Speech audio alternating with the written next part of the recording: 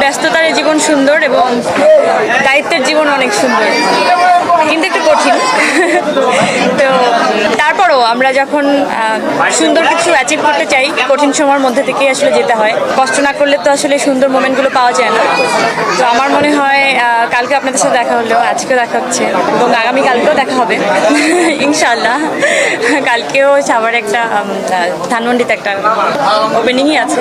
তো এই তো বছরের শুরুটা অনেক ভালো যাচ্ছে এবং আমার মনে হয় যে পুরো বছরটাই এরকম সুন্দর করে আসলে আমি যেভাবে গ্র্যাব করেছি, পুরো কাজে প্ল্যানিং করেছি, তাতে মনে হয় আমার আসলে পুরো বছরটাই অনেক সুন্দর যাবে কাজের মধ্যে দিয়ে।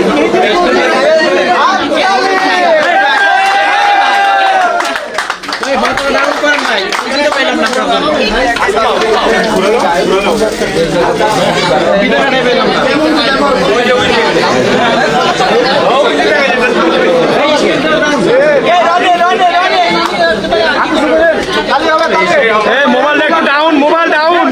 সামনে